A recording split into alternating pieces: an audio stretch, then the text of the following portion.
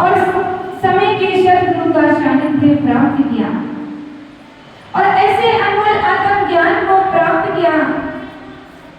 प्राप्त करने के बाद में उन्होंने जीवन के अंदर भजन सुमरण किया, सेवा भक्ति की और समय रहते ही अपने सुंदर जीवन को सार्थक बना लिया। सभी लोग जानते हैं कि माता शबरी ऋषि मुनियों की कुटिया पर जाकर छिप छिप कर सेवा किया करती थी।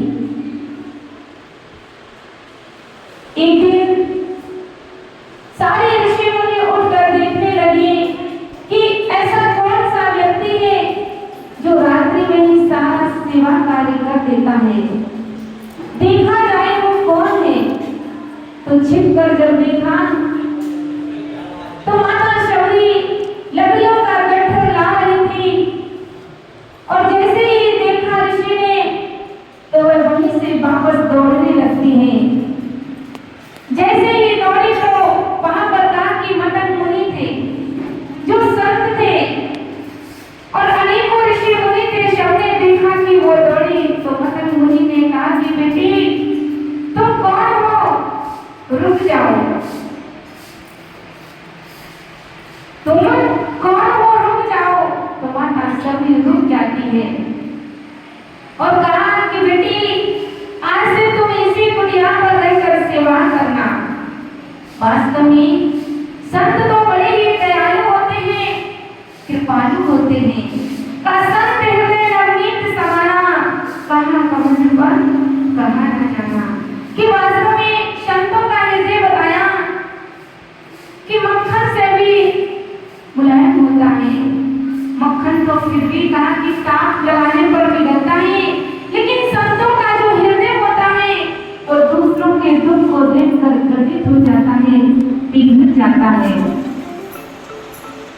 मदन मुनि ने माता शबरी को वहीं पर रोक लिया और कहा कि तुम्हारे लिए अलग से एक कुटिया बनाएंगे और इस कुटिया में रहकर आज से तुम सेवा करना।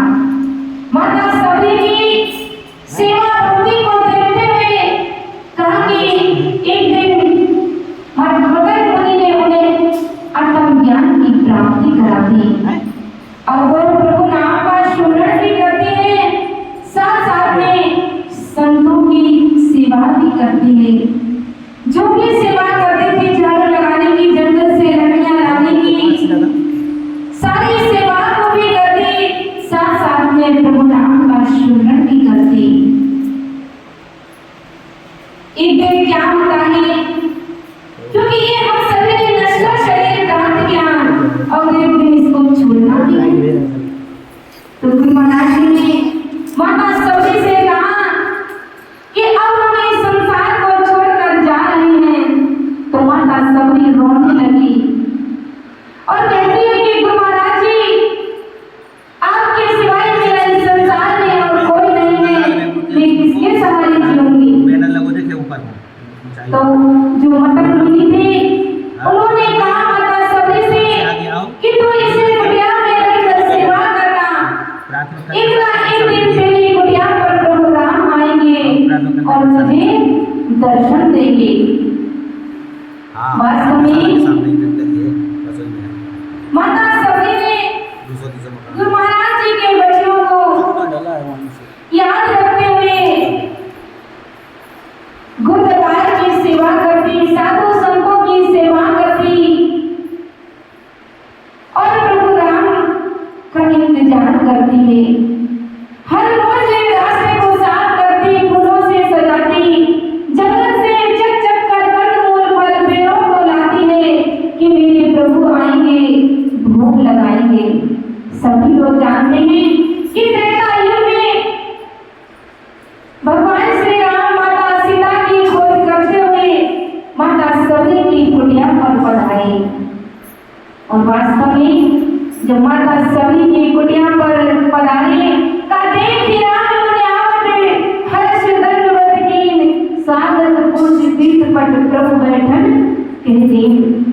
माता शबरी को माता शबरी ने देखा और कहा कि उनके लिए कहा उनका स्वागत किया, सुंदर आसन बिछाया और प्रभु के चरणों का दर्शन किया, प्रभु के चरणों का भरपूर लाभ प्राप्त किया। ये उसके जीवन में कब और कैसे हुआ? तो कहा कि उसने अपने जीवन के अंदर गुरु महाराज जी के वचनों को याद रखा, क्योंकि गुरु महाराज जी के ही वचन थे कि एक ना एक दिन तेरी कुटिया पर प्रभु आएंगे और तुझे दर्शन देंगे। माता सभी ने